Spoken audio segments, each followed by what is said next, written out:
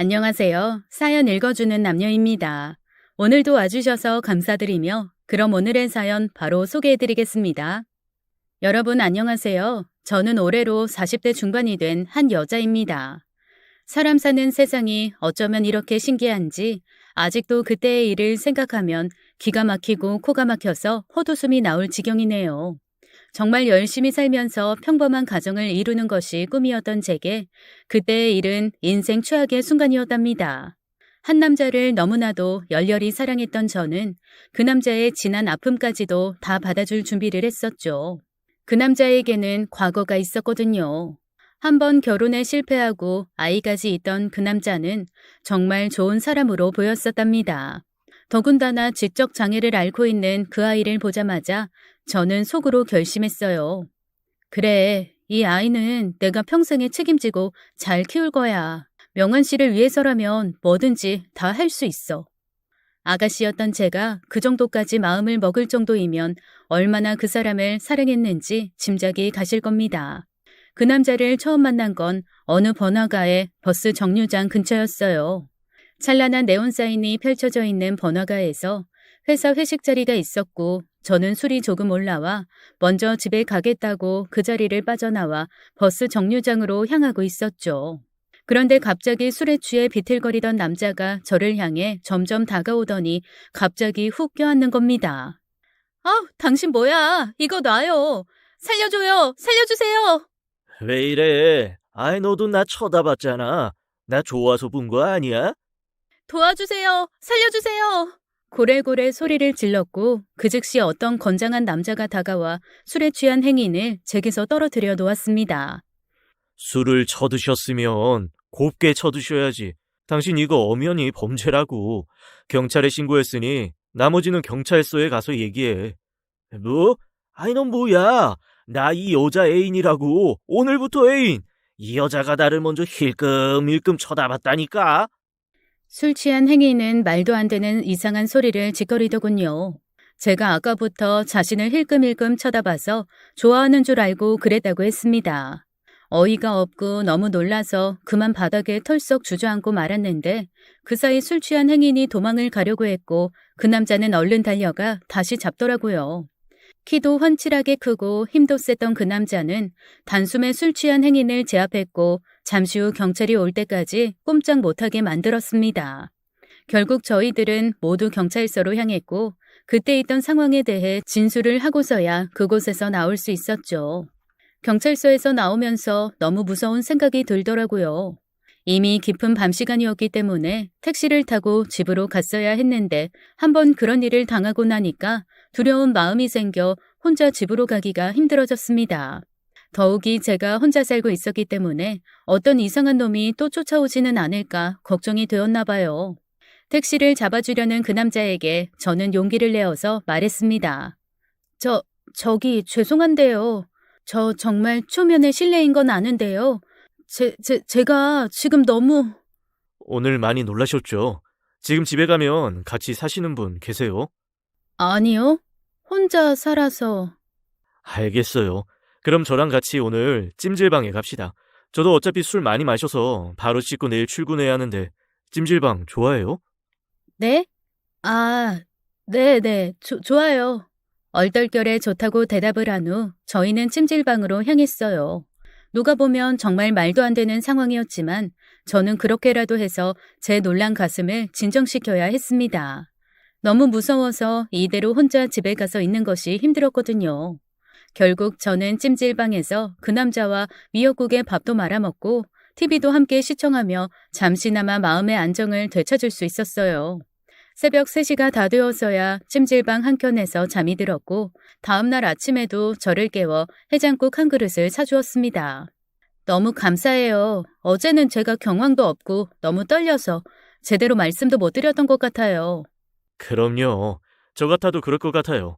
이 세상에는 나쁜 놈들이 너무너무 많아서 그래요. 앞으로도 혹시 집에 가기 무섭거나 이상한 놈들이 찝적대면 저한테 연락하세요. 제가 번호 알려드릴게요. 그 남자는 제게 자신의 전화번호를 알려주었고 그렇게 헤어지게 되었습니다. 회사로 출근한 저는 그때부터 마음을 조금 가다듬고 일에 집중하기 시작했는데 이상하게 어제 있었던 그 무서운 일보다 자꾸 그 남자와 함께했던 시간만 떠오르는 거예요. 일에 집중도 안 되고 그 남자와 함께 웃으며 했던 그 모든 일만 계속 머릿속에 그려졌었습니다. 그리고 점점 퇴근 시간이 다가와 퇴근 준비를 하는 제게 그 남자에게서 전화가 왔어요. 오늘은 안 무서워요? 무서우면 제가 바래다 드릴게요. 마침 저도 그쪽에 갈 일이 있어서요. 몇 시에 퇴근하세요? 아, 네. 저는 30분 후에 퇴근할 수 있을 것 같아요. 자꾸 이렇게 신세만 져서 어떡해요? 그럼 주소 알려주시고 30분 후에 나오세요. 미안하면 저녁 사고요. 결국 그 남자와 저는 또다시 단 둘만의 시간을 갖게 되었고 화기애애한 분위기로 저녁 식사를 함께 했습니다. 저는 그날 이후 완전히 그 남자에게 빠져들었던 것 같아요. 어쩌면 사람이 그렇게 마음이 따뜻해 보이던지 제 눈에는 기대고 싶은 사람으로 완전히 도장이 찍혀버렸답니다. 따뜻한 마음 못지않게 말투도 자상했고 살짝 유머를 곁들인 말투 또한 너무나 멋져 보였어요. 괜찮다고 하는데도 끝까지 저를 집까지 바래다 주었고 자신의 차에 앉아 제가 집에 들어간 후에도 한참이나 더 있다가 가는 모습을 보고는 완전 감동 대박이었습니다. 그날 이후로 저는 완전히 그 남자에게 홀딱 빠져 버렸던 것 같아요. 제 주변에 있는 사람들과는 차원이 다른 사람이 아닐까 하는 생각까지 했던 것 같습니다. 사람이 한번 좋게 보이기 시작하면 모든 것이 다 좋게 보인다고 그 사람이 하는 말투와 행동 하나하나에 다 감동을 받았었죠. 그 후로 저와 그 남자는 계속해서 연락을 주고받으며 매일매일이 설레었어요. 그 남자의 마음은 어땠는지 모르지만 적어도 저는 하루하루 핸드폰만 살피고 있었던 것 같습니다. 하다못해 회사 언니가 저보고 핸드폰 뚫어지겠다라고 말까지 했을 정도니까요. 그리고 2주쯤 지난 후 주말에 술을 한 잔 마시면서 제 마음을 고백해 버렸습니다. 저 사실 그쪽 많이 좋아해요. 저 그쪽 좋아해도 되는 거죠? 네? 아, 저 같은 사람 좋아하시면 안 돼요. 정말 안 됩니다. 당신 같은 분이 저 같은 놈을. 왜요? 왜 안 돼요? 안 되는 게 어디 있어요? 그럼 저 왜 만나요? 그쪽도 저랑 같은 마음 아니었어요? 저는 갑자기 안 된다고 하는 그 남자의 말에 깜짝 놀랐고 계속해서 물어보는 제 말에도 더 이상 그 남자는 안 된다고만 할 뿐 아무 대답도 해주지 않았어요. 답답함을 한가득 안고 그날 저는 기분이 좋지 않았습니다. 아니 혼자 잔뜩 삐져 있었던 것 같아요. 제 집까지 바래다 주면서 그 남자는 자신은 그럴 자격이 없는 사람이니 제게 어울리는 다른 남자를 만나라고 말했죠. 영문도 모른 채 차인 제 마음 때문에 집에 들어가 혼자 얼마나 울었는지 모릅니다. 혹시 제가 뭘 실수했나 싶기도 했는데 그건 아닌 것 같고 여태껏 연락을 주고받으면서 만난 것을 보면 분명 그 남자도 제게 마음이 있을 것이라고 생각했기에 너무 혼란스러웠었죠. 그로부터 며칠이 지난 후 저는 친한 언니와 술을 한잔 마시게 되었습니다. 언니에게 이런저런 이야기를 털어놓다가 그 남자에 관한 이야기를 했어요. 그랬더니 그 언니는 정확한 이유도 물어보지 않고 왜 포기를 하느냐며 저를 나무랐죠. 인생 한 번뿐인 건 몰라? 그 남자가 그렇게 좋으면 확 잡아야지. 왜 그러냐고 정확한 이유라도 알아야 할 거다냐. 전화번호 뭐야? 당장 전화해서 오라고 해봐. 당장. 만약에 오늘 안 오면 진짜 확실하게 마음 접고 힘들어 하지도 마. 언니의 말을 들으니 혼자 속으로만 끙끙 앓고 있는 제 모습이 한심해 보이기도 했습니다. 결국 저는 술에 얼큰하게 달아오른 채 그 남자에게 전화를 걸었고 저도 모르는 용기가 생겨 버럭 소리까지 지르고 말았어요. 당신이 뭔데 이렇게 내 마음을 아프게 해? 어? 당신이 뭔데? 왜 내 마음 빼앗아 가서 아프게 하냐고. 술 마셨어요? 아이, 밤 늦었는데 술 취하면 위험해요. 거기 어디예요? 내가 지금 갈게요. 오지 마요. 와서 또 딴소리 할 거면 오지 말라고요. 사람 헷갈리게 자꾸 그러지 말아요. 됐어요.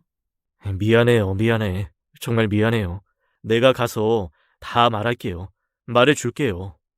결국 그 남자는 제가 있는 술집으로 오게 되었고 술이 얼큰해진 제 옆에 앉아 어깨를 빌려주었습니다. 저는 그 남자의 얼굴을 보자마자 알 수 없는 눈물이 나왔고 슬며시 어깨에 기대어 눈물을 흘리고 있었죠. 함께 있던 언니는 사정을 이야기해주면서 저를 헷갈리게 하지 말라고 남자면 남자답게 정확하게 말을 해주라는 경고식의 말을 하며 자리를 떴어요. 저와 단둘이 남게 된 그는 서서히 입을 열기 시작했습니다. 저도 좋아해요. 왜 좋아하지도 않는 여자랑 함께 있겠어요. 소영 씨가 느낀 그거 맞아요. 근데 있잖아요. 근데 나는 말이죠. 소영 씨를 좋아할 수 없는 놈이에요. 그럴 주제가 못 된다고요. 아니, 왜요? 왜 자꾸 그런 말을 해요? 사람이 사람 좋아하는데 그런 게 뭐가 필요해요? 도대체 뭐예요? 뭐 때문에 그러는 거냐고요? 저 사실은 과거가 있어요. 결혼도 했었고 아이도 있다고요. 어머니가 아이를 봐주시긴 하지만 그래도 애 딸린 호라비 주제에 당신 같은 사람을 어떻게 넘볼 수가 있겠어요. 그 남자의 말을 듣고는 몹시도 혼란스러웠어요. 다른 건 다 상상해봤어도 이런 일까지는 도저히 상상도 해보지 못했었죠.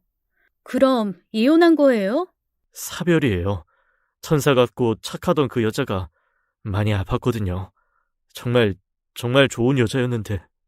사별을 했다며 눈물까지 보이는 그 남자를 저는 꼭 안아주었고 그날 밤 저희는 함께 있게 되었습니다. 그리고 누구보다 열심히 그 남자를 사랑하겠다는 마음을 먹었던 것 같아요.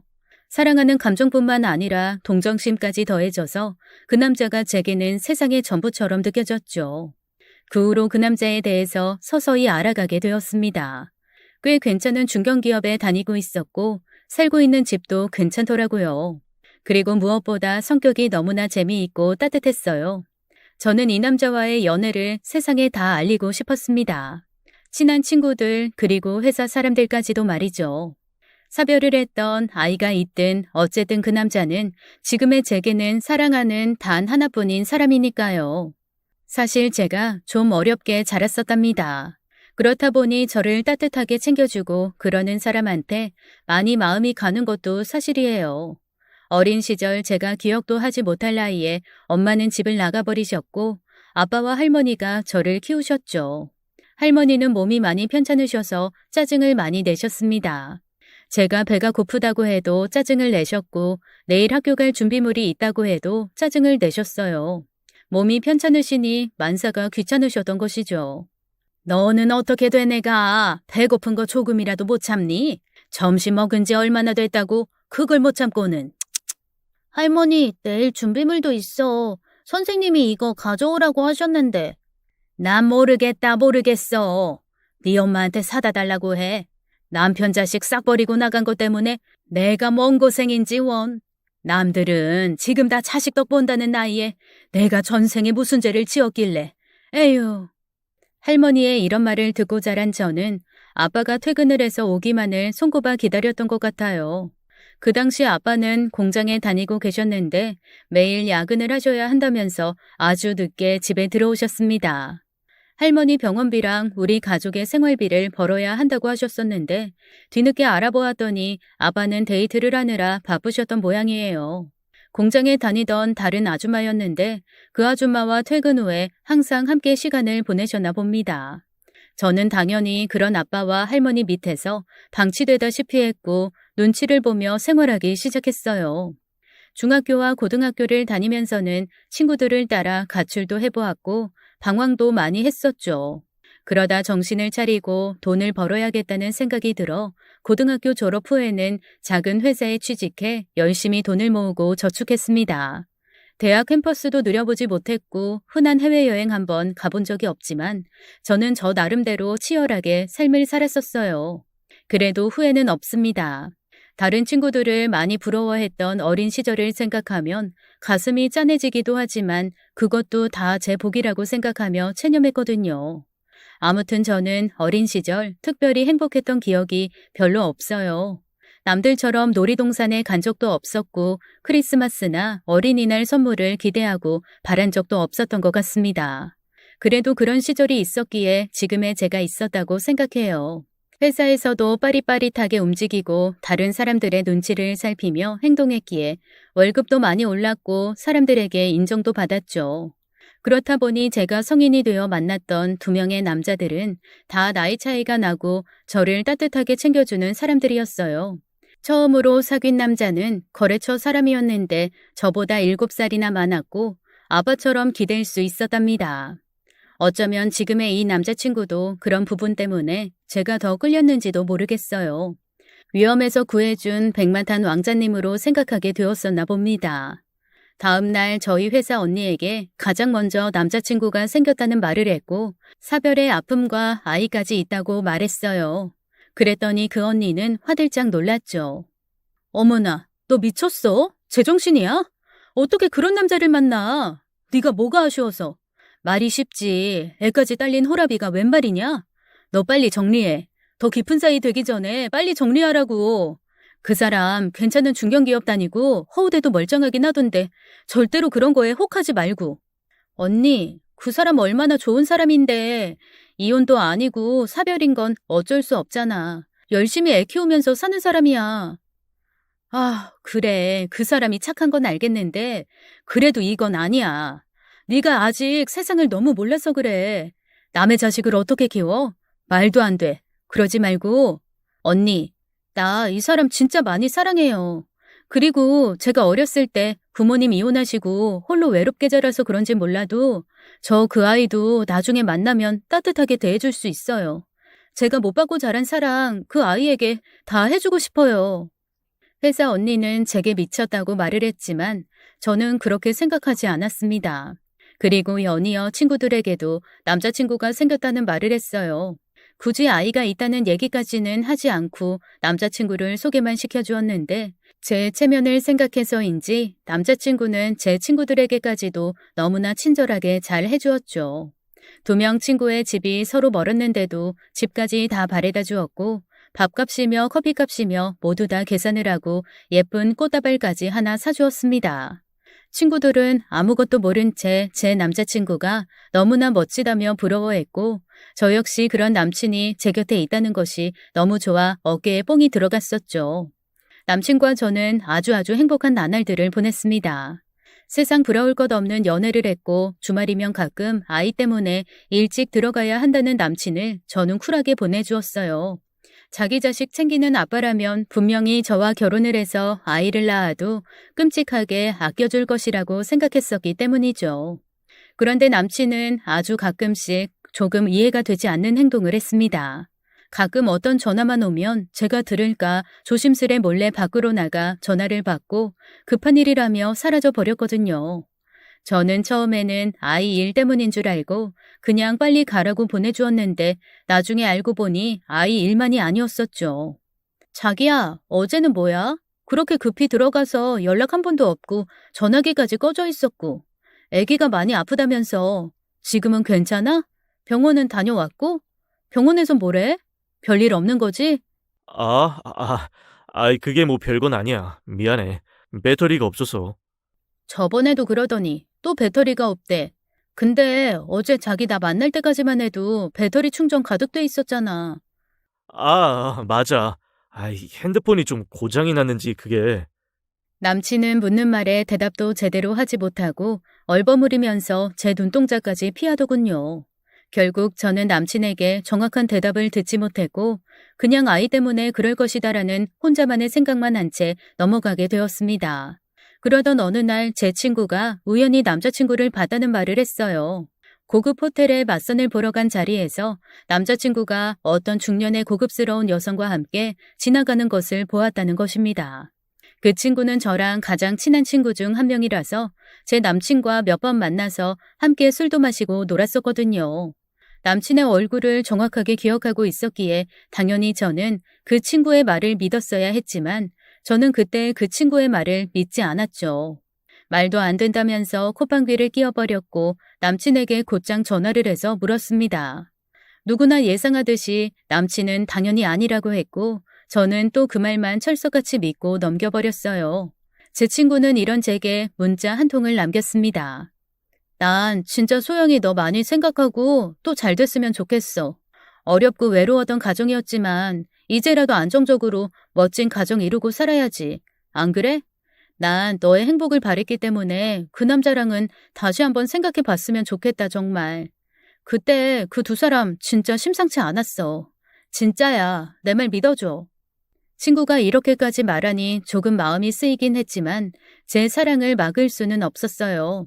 그 후로 저희는 더욱더 서로에게 깊이 빠져들게 되었고, 사귄 지 1년이 지나서 남친의 아이를 처음 만나게 되었습니다. 그동안 남친은 아이의 어렸을 적 사진 몇 개만 보여줬을 뿐 잘 얘기하지 않았었어요. 늘 바쁘다는 핑계를 댔고 아이는 천천히 나중에 봐도 된다는 말만 되풀이했었습니다.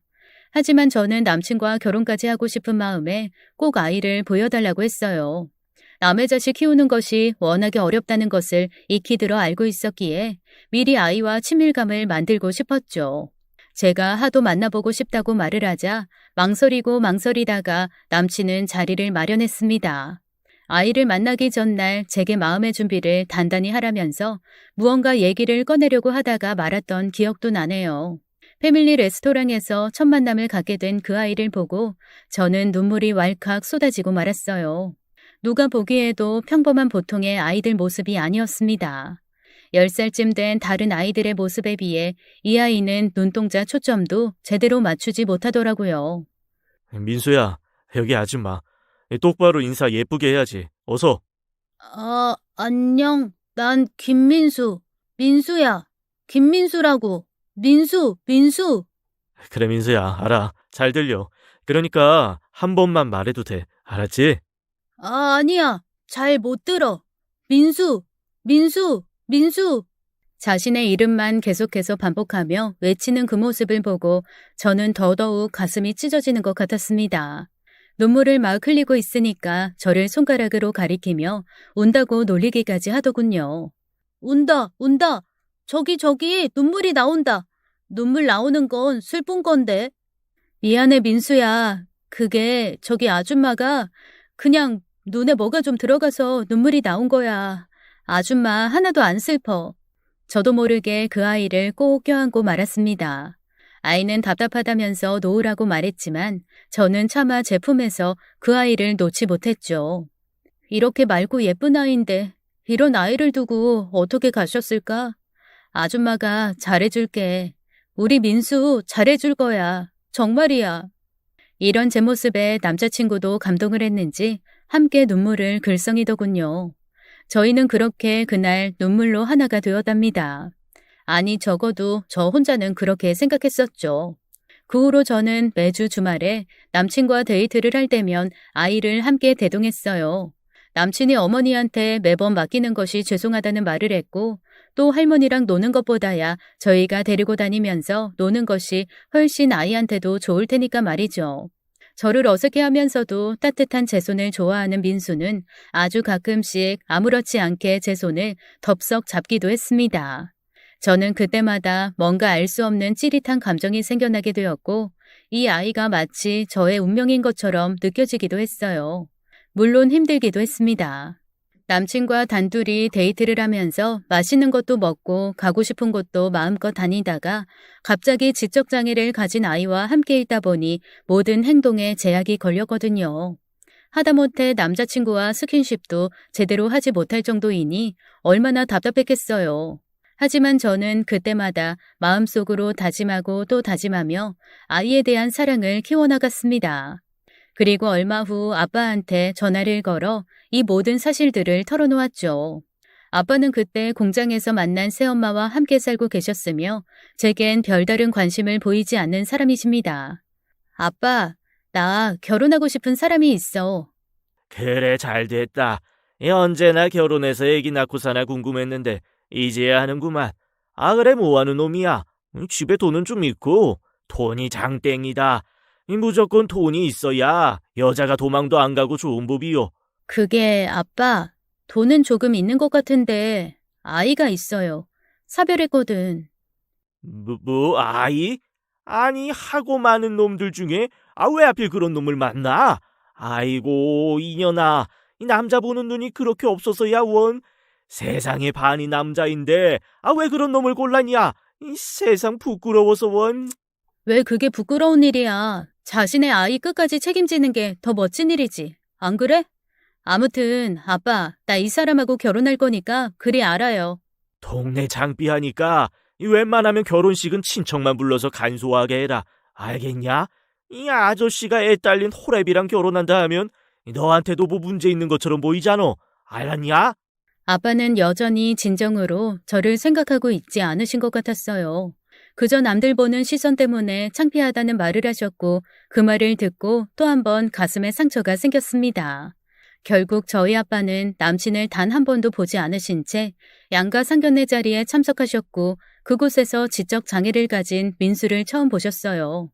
보자마자 기겁을 하시며 냅다 소리를 지르는 아빠를 보고는 아이도 너무 놀라서 소리를 고래고래 지르고 아주 난장판이 따로 없었습니다. 아이고야, 너 겨우 이 정도밖에 안 되냐? 네가 어떻게 저런 애를 키운다고 그러냐? 제발 정신 좀 차려라. 아빠 왜 그래? 민수 똑같이 맑고 착한 애야. 그러지 마 아빠. 제발 그러지 말라고. 내가 너한테 해준 게 없어서 못난 아빠지만, 어느 부모가 내 자식이 이런 혼사를 한다고 하면 좋아하겠냐? 내가 죽기 전에는 그런 꼴 못 본다. 절대 못 봐. 상견례 자리에서 저는 아빠와 아주 크게 다투었고 결국 결혼식장에 아빠는 오지 않으셨어요. 양가 부모님 중에 남친의 어머니만 참석한 가운데 조용하게 결혼식이 치러졌고 몇몇 분이 오신 결혼식은 아주 조촐하게 끝이 났습니다. 시어머니와 남편은 왠지 저희 친정아빠가 안 오신 것에 대해 원망을 하는 눈치도 제게 보이곤 하셨죠. 가장 아름답고 행복해야 할 날에 가슴 한편이 시린 그런 결혼식이었습니다. 그런데 결혼식이 끝나고 하객들에게 인사를 하러 오니 어떤 중년의 여자분이 저를 따로 부르시더라고요. 딱 한눈에 보아도 굉장히 고급스러우셨는데 거기에 피부도 고우시고 옷도 비싼 명품을 입어서 더 사람이 멋져 보였죠. 저기 고마워요. 우리 명환 씨랑 결혼해줘서. 네? 누구신지. 나는 명환 씨 회사 사모예요. 사장 와이프. 옛날부터 명환 씨를 봐와서 그런지 남동생같이 친근하게 느껴져서 그만. 혹시 내가 말실수한 건 아니죠?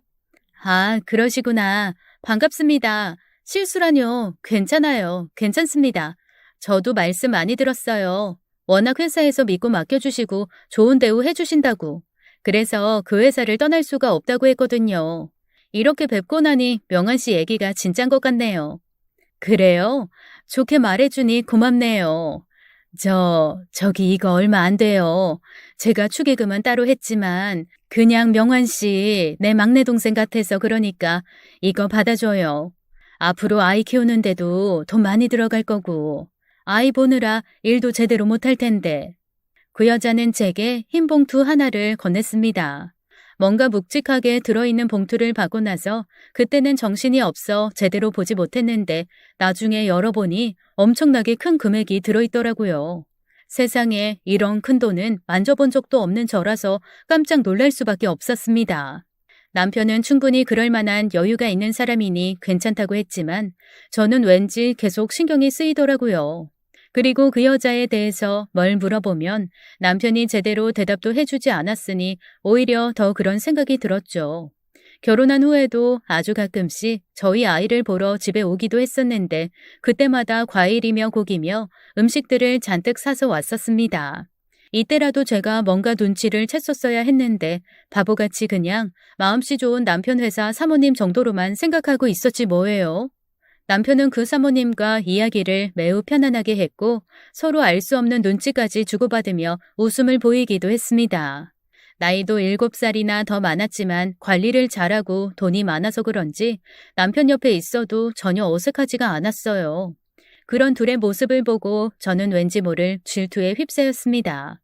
여자들에겐 육감이라는 게 있잖아요. 계속 생각이 나고 신경 쓰이더니 어느 날 밤에는 꿈에서까지 나올 지경이었죠. 결혼 후 저는 회사도 그만두어야 했고 오로지 지적장애를 가진 아이를 돌보는 일에 몰두해야 했습니다.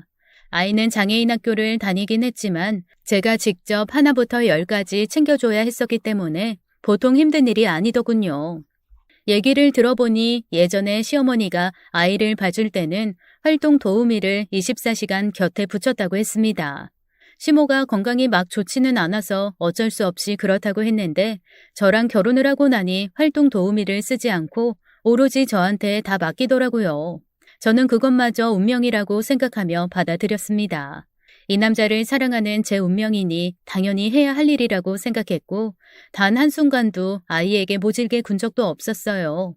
오히려 제 자식이었다면 혼냈어야 할 일이지만 이 아이는 장애가 있었기에 함부로 혼을 낼 수도 없었죠. 남편에게 가끔 힘들다고 투정을 부릴 법도 하지만 그러면 남편이 속상해할까봐 그런 대색은 전혀 하지 않았습니다. 그런데 오히려 남편은 결혼 후 조금씩 변해가고 있었어요. 그렇게 가정적일 것 같이 저를 많이 챙겨주더니 결혼 후에는 이상하게 점점 밖에서 보내는 시간이 많아졌죠. 몸이 좋지 않다며 주말에도 운동을 가야 한다고 나가기 일쑤였고 주중에는 중요한 프로젝트랑 회의들이 많아졌다며 허구한 날 늦게 들어왔습니다. 일을 하던 사람이 하루 종일 집에만 있으려니 답답해 죽겠는데 남편까지 늘 늦게 들어오니 하루는 제가 짜증이 났었어요. 여보, 오늘도 늦어? 오늘은 좀 일찍 들어오면 안 돼? 나 맛있는 것도 먹고 싶고 당신이랑 시간 보내고 싶어. 그래. 나도 당신이랑 시간 보내고 싶어. 맨날 같이 있고 싶다고. 근데 어쩌겠어. 나라도 벌어야 우리 세 식구 먹고 살지. 안 그래? 당신 벌이도 없는데 나까지 빈둥대봐. 회사에서 잘리면 어떡하라고. 그래도 당신 결혼 전에는 이렇게까지 바쁘지 않았잖아. 그래도 돈도 잘 벌고 민수 도우미까지 썼으면서. 뭐? 당신 지금 그럼 우리 민수 도우미 쓰고 싶어서 그러는 거야? 그때야 우리 엄마가 편찮으시니까 어쩔 수 없이 쓴 거지. 멀쩡하게 새엄마가 생겼는데 어떻게 그래? 당신 겨우 그 정도밖에 안 되는 사람이야? 언제는 민수가 내 운명이다 어떻다 울면서 그러더니만. 아니야, 그게 아니라 여보. 내가 실수했어. 그런 뜻이 아니고. 남편과 전화로 약간 언성이 높아졌는데 전화를 끊기 전 수화기 너머로 웬 여자 목소리가 들리는 것 같았습니다. 이럴 거면 내놓으라고 말하는 여자 목소리였는데 어디서 많이 들어보던 목소리였고 남편은 황급히 전화를 끊어버렸죠. 저는 곧바로 다시 남편에게 전화를 걸었지만 남편의 전화기는 꺼져 있었고 그날 새벽 늦게 술에 만취해서 들어왔어요. 미심쩍은 느낌이 들어 남편의 핸드폰을 뒤지려고 해봤지만 굳게 잠겨 있었기에 차마 보지는 못했고 이번에는 남편의 차로 향했습니다. 남편의 옷을 뒤져 차키를 찾았는데 이상하게 차를 바꾼 건지 열쇠가 바뀌어 있더라고요. 지하 주차장으로 가서 차키 버튼을 누르며 이곳저곳을 뒤져보다가 드디어 소리가 나는 차를 발견했습니다. 그건 분명히 남편의 차가 아니라 굉장히 고급진 외제차였어요. 차를 모르는 제가 봐도 외제차 중에서도 상위 버전인 것 같은 느낌이 들 정도였죠. 일단 문을 열고 차 안에 올라탔습니다. 뭔지 몰라도 남편이 차키를 가져왔으니 남편이 탄 차가 맞는 것이잖아요. 새벽에 이게 뭐 하는 짓인가 싶었지만 한번 의심이 들기 시작한 마음은 좀처럼 가라앉혀지지가 않았죠.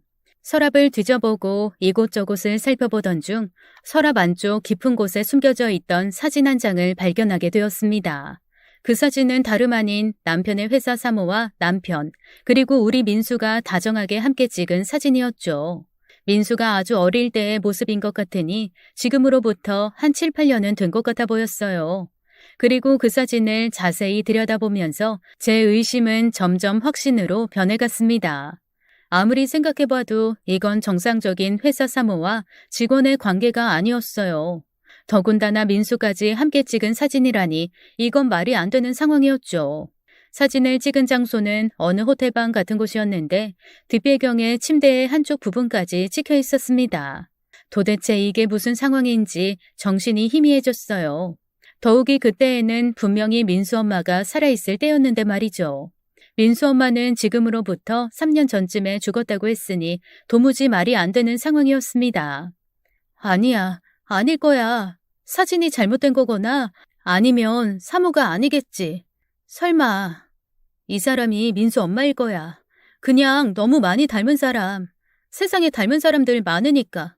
분명해. 그럴 거야. 분명. 떨리는 마음속으로 애써 아닐 것이라고 주문을 외우듯 외쳤으며 잠시 후 그 사진을 들고 저는 집으로 올라왔습니다. 블랙박스나 내비게이션에는 아무 흔적도 없이 깨끗하게 지워진 상태라 더 이상 어떻게 확인할 방법은 없었어요. 아무 일도 없었던 척 남편의 옷에 다시 자동차 키를 넣어두었고 남편에게도 일부러 아무런 말도 하지 않았습니다. 그저 예전과 같이 똑같이 대할 뿐이었죠. 이 상황이 너무나도 궁금해서 미쳐버릴 것 같았습니다. 민수라도 정상적인 아이였더라면 충분히 제가 물어볼 만도 하지만 지적장애가 있다 보니 제가 선뜻 물어볼 용기가 나지 않더라고요. 저는 시어머니에게 전화를 걸었습니다. 어머님, 저기 민수 아빠 말이에요. 혹시 회사 사장님 부부랑 많이 친해요? 응? 그럼 회사 직원이니 당연히 친하지. 몇 년을 다녔는데. 민수 엄마는 어떤 사람이었어요? 민수 아빠가 그냥 세상 착한 사람이라고만 하고 도통 말을 잘 안 해서요. 아유, 뭐 그런 게 뭐가 중요해. 그냥 뭐 착한 사람이요. 그 얘기 물어보려고 전화했냐? 나 바쁘니 이만 끊어라. 잠깐만요, 어머님. 저기 그럼 혹시 어머님 살고 계신 집이랑 그런 건 원래부터 있으신 거예요? 민수 아빠 월급이 그렇게 많은 편도 아니고 어머님도 예전에 어렵게 사셨다고 해서 여러모로 활동 도우미도 24시간 쓰시고 한 게 얘가 지금 무슨 소리를 하는 거야? 너 시댁 얕잡아 보는 거니? 그냥 갖고 있던 땅이 좀 올라서 그래서 아유 바쁘니 이만 끊는다. 시모는 제 물음에 횡설수설하시며 전화를 끊어버리시더군요. 저는 그 전화를 끊고 나서 더욱 많은 생각을 하게 되었습니다. 이건 분명히 뭔가가 있다고 결론을 내렸죠. 그리고 그때부터는 남편의 과거 그리고 회사 사모에 대한 것도 알아내야 했어요. 아주 작은 것이라도 저는 다 알고 싶었습니다. 과거에 대한 어떤 말도 잘하지 않았던 남편에게 슬쩍 이 얘기 저 얘기를 물었죠. 민수 엄마 사진 좀 볼 수 있어? 앨범 같은 거 있을 거 아니야. 민수 앨범 좀 보여줘 여보. 뭐? 아이, 갑자기 웬 앨범? 죽은 사람 사진을 왜 보여달라는 거야? 원래 죽은 사람 물건이나 사진 집에 있으면 안 좋은 거 몰라? 뭐 좋다고 그걸 보여달래? 아니 그래도 아이한테는 친엄마잖아. 자신을 낳아준 사람 얼굴 잊어버리면 어떡해? 더군다나 민수는 계속 인지를 시켜줘야만 하는 아인데 정말 단 한 장도 없어? 그게 뭐가 중요하다고? 없어. 한 장도 없어. 다 불태워버렸어. 아이, 쓸데없는 소리 집어치워. 그런 말 뭐하러 해? 제 부탁에 버럭하며 화를 내던 남편은 곧장 자리를 떠버렸습니다. 혼자 골똘히 생각하던 와중에 민수가 제게 입을 열었어요. 우리 엄마 예쁘다. 예뻐. 아주 많이 예뻐. 민수 엄마 생각나? 응? 엄마 어떤 사람이야? 예쁘고 키도 크고 귀걸이도 예쁘고 민수한테 돈도 많이 줘요. 어? 돈? 민수야, 그거 언제 쪽이야? 민수 어릴 때인데 기억나? 민수 엄마 한참 전에 돌아가셨잖아. 우리 엄마 안 죽었다고 아빠가 그랬어. 우리 엄마 살아있어. 그 사람 우리 엄마 아니래. 어떤 아줌마가 우리 엄마라고 그랬어. 돈 많이 주는 아줌마. 근데 말하지 말랬어. 뭐라고? 민수야, 천천히 다시 한번 얘기해봐. 뭐가 어쨌다고? 돈 많이 주는 아줌마가 민수 엄마라고? 청천벽력 같은 소리에 저는 더 집요하게 민수에게 물었어요. 하지만 민수는 이미 집중력이 흐트러져 버린 상황이라 제 말에 귀를 기울이지 않았습니다. 그제야 불현듯 떠오른 지난 일들. 제 결혼식 때 거액의 돈을 건네준 돈 많은 사모가 생각나더군요. 사진 속 다정하게 있던 그 사모 말이죠. 머릿속이 새하얘지면서 순간 정신이 멍해졌습니다. 그리고 제가 그토록 믿고 또 믿었던 이 남자의 정체가 몹시도 궁금해졌죠. 아무리 정신을 차리려고 해보아도 눈물만 날 뿐 멍해진 정신을 되찾기란 쉽지 않은 일이었습니다. 잠시 후 민수가 제게 장난감을 가지고 놀자고 달려들어 겨우 정신을 차릴 수 있었고 그때부터 저는 제가 살고 있는 이 남자에 대해서 알아보자고 마음먹었어요. 이미 시모는 남편에 대해서 아무 얘기도 해주지 않을 것을 알고 있었기에 남편의 과거에 대해 말해줄 누군가가 필요했습니다. 그때 딱 생각난 분이 남편의 고모님이셨는데요. 자주 만나지는 않지만 평소 성격상 쓴소리도 잘하시는 분이시기에 말씀을 해주실 것이라 생각했어요. 시어머니의 집에 민수를 데려다 놓고 저는 바로 먼 곳에 사시는 고모님의 집으로 향했습니다.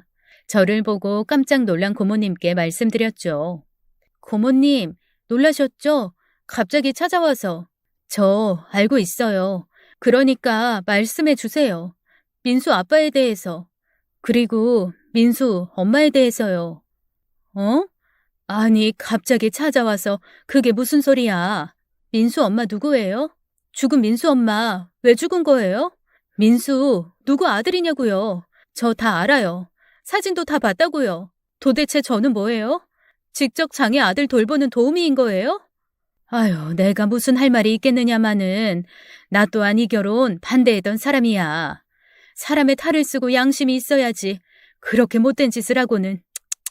그러니까 무슨 일이었냐고요. 속 시원하게 말씀해 주세요. 고모님도 여자잖아요. 같은 여자로서 말해 주세요. 제발요.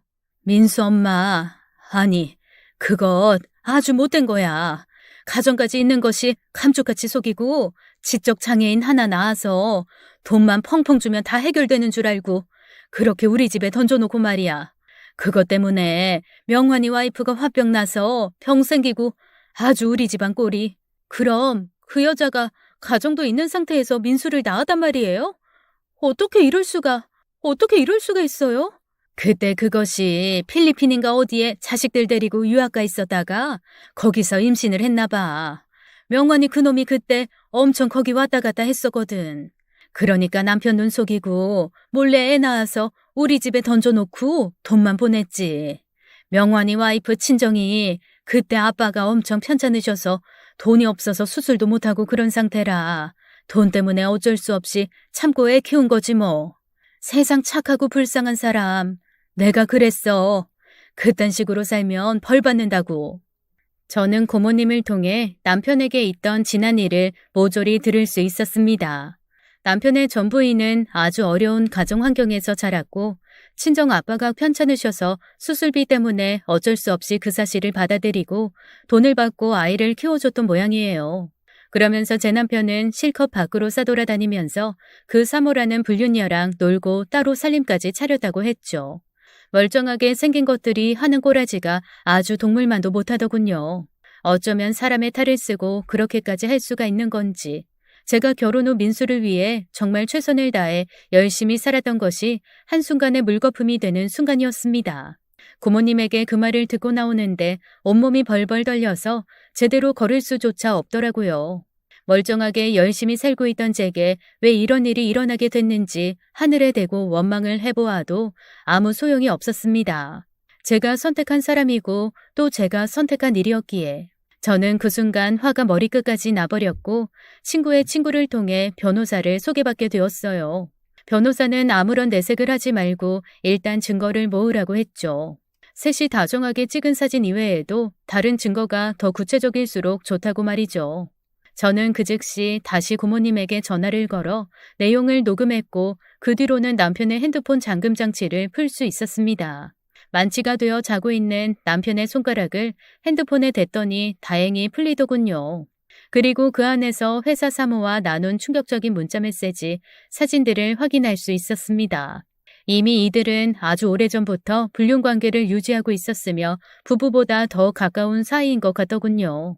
제 눈을 경악해 한 내용들이 한두 개가 아니었지만 저는 최대한 마음을 추스리며 제 핸드폰으로 사진을 다 찍어 놓았습니다. 자고 있는 남편의 얼굴을 무심코 본 순간 화가 너무 치밀어 싸대기라도 한 대 시원하게 갈겨주고 싶은 마음이 들었어요. 진짜 한 공간에 있는 것만으로도 미쳐버릴 것 같았죠.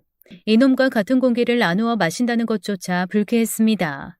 모든 증거들을 다 변호사에게 넘겼고 저는 민수의 짐을 쌌어요. 민수야, 우리 착한 민수 엄마한테 가자. 민수 낳아준 진짜 엄마가 민수 보고 싶대. 너무 보고 싶대. 부자 엄마? 돈 많은 엄마 좋아. 민수 좋아. 그래 민수야, 좋지? 아줌마가 미안해. 우리 민수 끝까지 책임져 주지 못해서. 하지만 앞으로 민수 더 행복하게 잘 살 수 있을 거야. 정말 미안하다. 아무 죄 없는 아이를 생각하니 저도 눈물이 나왔지만 어쩌면 이것이 더 현명한 방법이라는 생각이 들었습니다. 아무렴 자신을 낳아준 친모가 모른 척할 리가 있겠어요. 저는 그대로 민수를 데리고 그 불륜녀의 집으로 찾아갔습니다.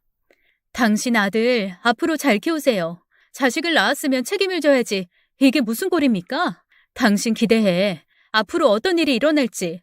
뭐? 아니 그게 무슨 소리야. 저기 민수 엄마. 민수 엄마? 그 입으로 그런 말이 나와? 어디서 민수 엄마래? 당신이 민수 엄마잖아. 사람의 탈을 쓰고 어쩌면 그런 짓을 하냐? 돈이면 다야? 니네가 그렇게 즐겁게 즐겼으면 그 대가를 치러야지. 저는 그대로 민수를 그 집에 놔두고 바로 남편의 회사로 향했습니다. 사장과 만나고 싶다고 단도직입적으로 말을 했고 격리 여직원은 다행히 사장과 통화를 할 수 있게 연결해 주더군요. 저는 그 사장에게 모든 사실을 말해 주었습니다. 당신 와이프가 유학가 있는 동안 아이를 낳았다는 것, 제 남편과 아주 오랜 기간 불륜을 저지르며 지금까지도 이어져 왔다는 것, 거액의 돈을 지금까지 주면서 아이를 일방적으로 맡겼다는 것까지 모조리 다 말이죠. 제 말을 들은 사장은 처음에는 말도 안 된다면서 저를 정신병자쯤 취급했어요. 아니, 이게 다 무슨 말입니까? 뭐? 애를 낳아요? 아이, 나 참 기가 막혀서. 애 낳는 걸 어떻게 남편인 제가 모르겠어요. 뭔가 잘못 착각을 하신 것 같은데. 그럼 제가 당신 핸드폰으로 수많은 증거들 보내드리겠습니다. 더 이상 저도 얘기하기 짜증나고 힘드니까 나머지는 제 변호사에게 물어보세요. 저도 바로 이혼소송하고 위자료 청구 들어갈 거니까요. 아니, 뭐? 이 여자가 정말 대낮에 미쳤나? 야, 어떻게 된 거 아니야? 저는 그대로 전화를 끊어버렸고 마음이 진정이 되지 않았어요. 머릿속이 너무 복잡하고 어지럽고 속에서 구역질까지 날 정도였습니다. 더 이상 견디기가 힘들어 무작정 산속으로 올라가 버렸어요. 남편과 살던 그 집에서는 단 1분 1초도 있고 싶지 않았죠. 그놈이 입던 옷, 그놈과 함께 자던 침대와 화장실, 생각만으로도 역겹고 치가 떨렸으니까요. 무턱대고 기차를 타고 떠난 후 산에 오르기 시작했습니다. 한참을 오르고 또 오르니 그때부터 서서히 땀과 눈물이 났어요. 나중에는 땀인지 눈물인지 구분이 가지 않을 정도로 폭포수처럼 쏟아져 나왔는데 더 이상 숨이 잘 쉬어지지 않아 그대로 바닥에 주저앉아 엉엉 소리내어 울어버렸습니다. 내가 뭘 잘못했다고? 도대체 뭘? 왜 나한테 이러는 거야? 난 그저 평범하게 살고 싶었을 뿐이라고. 하늘에 대고 얼마나 원망을 하며 소리를 질렀는지 모릅니다. 어린 시절 서러웠던 기억들까지 떠오르면서 정말 많이 울었던 것 같아요.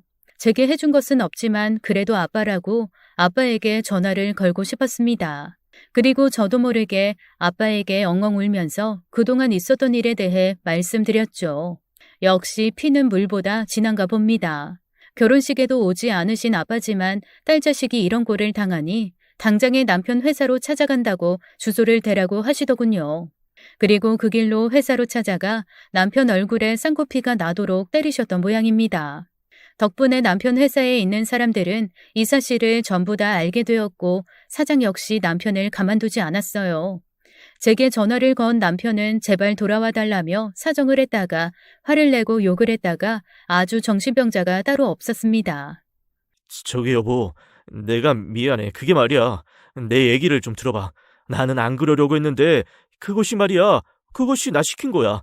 나도 그것한테 돈 받아서 우리 엄마 집 사주고 그러다 보니까 내가 순간 횟가닥한 것 같아. 미안해 여보. 나 한 번만 봐주면 안 될까? 당장 우리 민수 누가 보냐고. 그걸 지금 말이라고 하냐? 네 연놈들이 그렇게 즐기고 싸질르고 다녔으면 책임을 져야 될 거 아니야. 입이 달렸으면 사람 같은 말을 좀 해라. 동물도 안 하는 짓을 하냐? 아니 이것이 정말.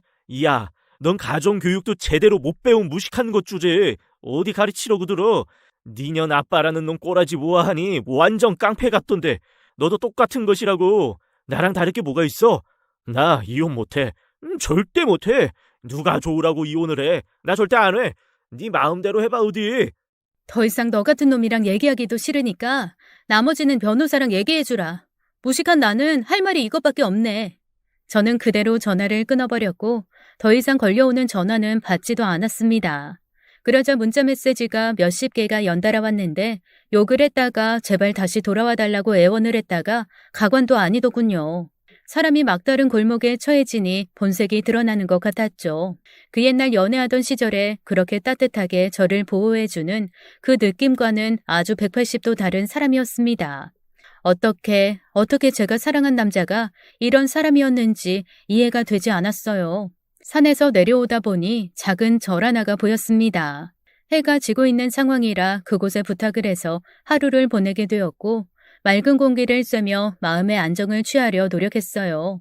며칠간 이곳저곳을 돌아다니며 바람을 쐬며 이혼을 추진했고 수많은 증거들을 토대로 이혼은 소송으로 들어갔습니다. 끝까지 이혼은 안 된다며 시모까지 동원해 제게 전화를 하던 남편의 꼴이 정말 신기할 정도였어요. 진짜 저를 지적 장애 아들을 돌보는 도구로 생각하고 있었나 봅니다. 며칠 후 회사 사장에게서 문자 메시지 한 통이 왔습니다. 앞으로 다시는 연락 주고받는 일 없길 바랍니다. 오해하고 이상한 사람 취급해서 미안하고 알려줘서 고맙다는 말 하고 싶네요.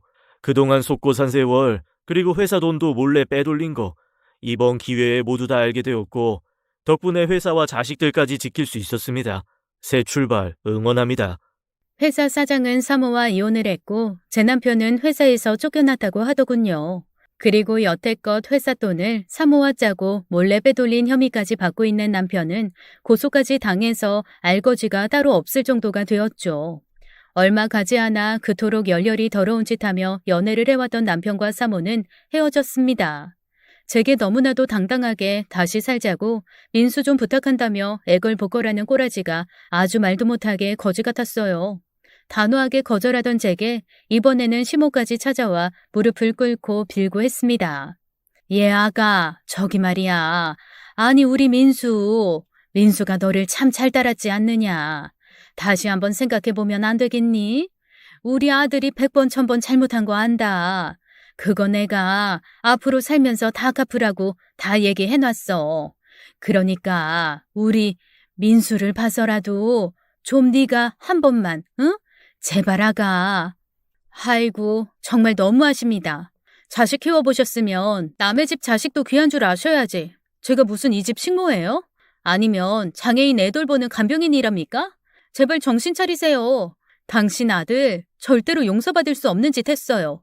어디서 다시 들어오라 마라 저한테 이딴 소리를 하시는 거예요? 앞으로 2번 다시 연락하지 마시고 찾아오지도 마세요. 저 부모 없는 것 같다고 무시하셨죠? 저 아빠 있어요. 또 말해서 그놈 박살내버리기 전에. 너무나도 매섭게 변해버린 제 말투와 행동을 보고 시어머니도 몹시 놀란 듯 했습니다. 몇 번이나 더 연락이 왔고 어떻게 알았는지 제가 다시 출근하기 시작한 예전 회사에도 찾아왔지만 그때마다 저는 아주 매몰차게 거절해버렸어요. 이 모든 사실을 알고 있는 친한 회사 언니는 시모나 남편이 사무실에 찾아올 때마다 저를 얼마나 도와줬는지 모릅니다. 당장 안 꺼져? 이것들 정말 양심도 없네. 애 남기고 사별했다고 해서 불쌍하게 봐줬더니만. 이것들이 아주 인간 이하의 쓰레기들이었어. 당장 안 꺼지면 내가 나중에 네 아들한테까지 다 말할 테니까 그런 줄 알아. 이런 쓰레기들아. 결혼하기도 전부터 반대했던 회사 언니는 지금 저의 든든한 버팀목이 되어주고 있죠. 친정 언니처럼 또 때로는 친정 엄마처럼 제 곁에서 언제나 제 편이 되어 보호해 준답니다. 결혼 전에는 반대를 해서 솔직히 조금 서운한 감정도 있었는데 세상 살면서 이런 사람들이 제 곁에 있다는 게 지금은 얼마나 감사한지 몰라요. 앞으로 만약에 연애를 하게 된다면 꼭 이 언니한테 확인부터 받고 시작하려고 생각하고 있습니다. 저는 그 후로 남편과의 이혼을 승소로 끝냈고 받은 위자료로 작은 사업을 시작했어요. 그동안 다녔던 회사 사장님의 도움으로 액세서리 자재를 납품하는 작은 사무실 하나를 얻었고 직원도 벌써 2명이나 들였답니다. 그저 행복한 가정 꾸리며 살고 싶었던 저의 평범했던 꿈이 산산이 조각나면서 많은 것을 배웠던 것 같아요. 누가 그러더군요. 평범하게 사는 것이 가장 어려운 것이다 라고 말이죠. 그 말이 딱 맞는 것 같습니다. 저는 오늘도 평범하게 잘 살기 위해서 열심히 노력하고 있고 그 누구보다 제 자신을 사랑하려고 노력하고 있어요. 사랑을 쫓기보단 제 자신을 아끼고 사랑하다 보면 누군가 다시 나타나지 않을까 합니다. 상처 많았던 제 사연 끝까지 들어주셔서 감사드리며 오늘도 행복하세요. 지금까지 사연 읽어주는 남녀였습니다. 끝까지 함께해 주신 여러분 감사드리며 저희는 다음 사연으로 돌아올게요. 감사합니다.